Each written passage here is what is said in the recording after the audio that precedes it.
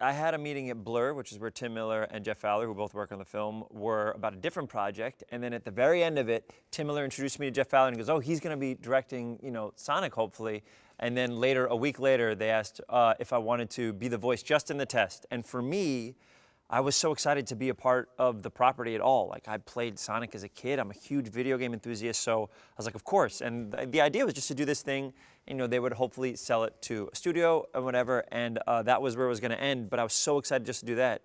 And I guess it went well enough where Tom Hanks wasn't available, and I got to play Sonic the Hedgehog. It was very, very exciting. I remember getting the phone call from Jeff when he said, no, we want you for the movie now. And I did one of these, yeah, when I was by myself walking down. Yeah, it was very exciting.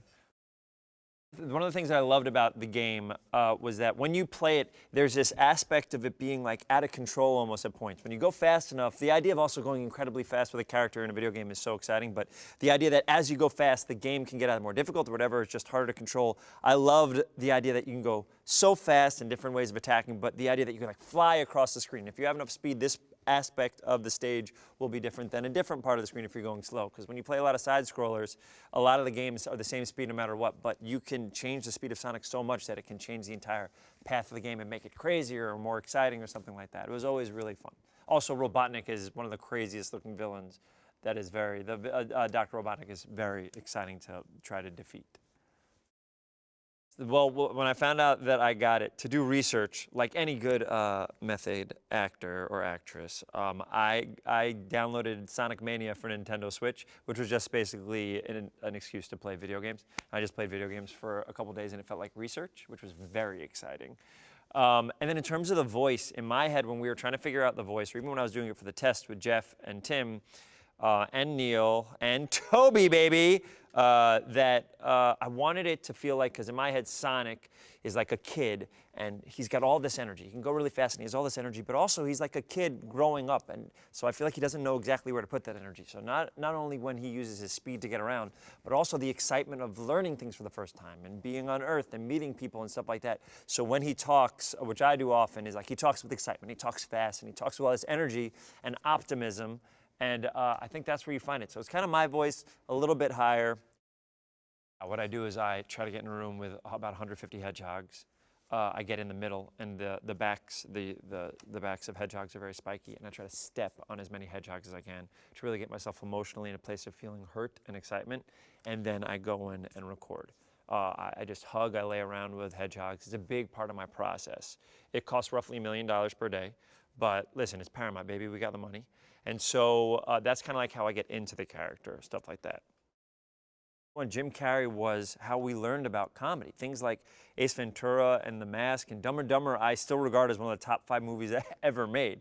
It is an incredible movie, but when you see this person who, you know, you just looked up to as a legend, and now he's in this film, it's incredible. And also the type of work that he's doing in this, it just resembles so much of the stuff that I loved when, you know, he was doing those movies when I was growing up, that it's so exciting to see. When we're watching, you know, cuts of this film, I would look at Jeff or James or Tika and be like, like you look at it like, oh, because he's doing these things that you remember, it like touches a part of your childhood, and it just gets you really excited. I was very, very excited. And I think he gives an incredible performance. I think it's so funny.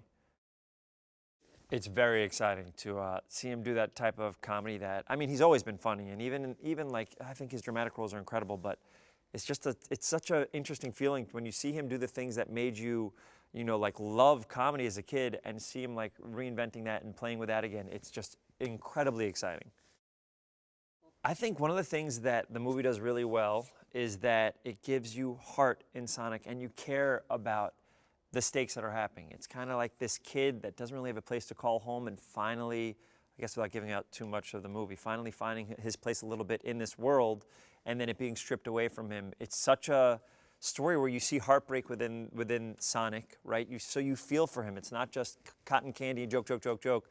You're invested in the character, so when good and bad happens to him, you care about the path of the character. And I think those are the things that make a really exciting movie and stuff like that. I mean, it was fun to see Jeff work. This is his first movie, first feature, and he did such an incredible job. But just to see on set also, to see how funny it is to see people act with a tennis ball or a fake Sonic, to me is very funny.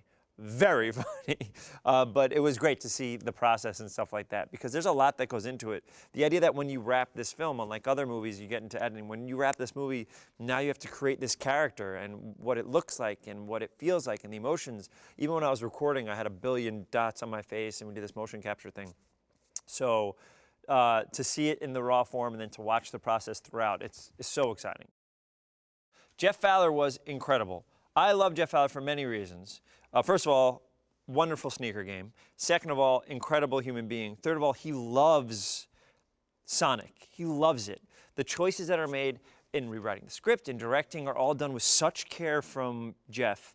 And it was so exciting because this is his first feature and he did such a good job on it. But to be with someone who loves the property so much, it makes it exciting. You see it through his eyes. Every aspect of everything he does is done with such care and such love. I was so excited to see him do this film and to succeed on the level that he did.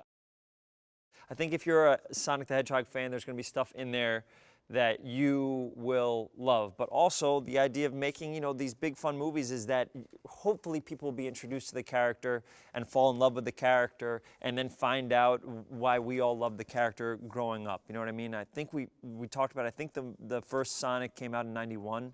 And so it's kind of a whole new generation for people who didn't grow up with those things to see it.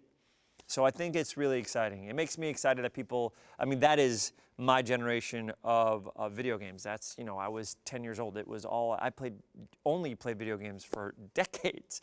So it's exciting to feel that and brings me back to my childhood, but also introduces it to a different generation and stuff like that. So I think it'll be really exciting. And I think people who like Sonic the Hedgehog will enjoy this.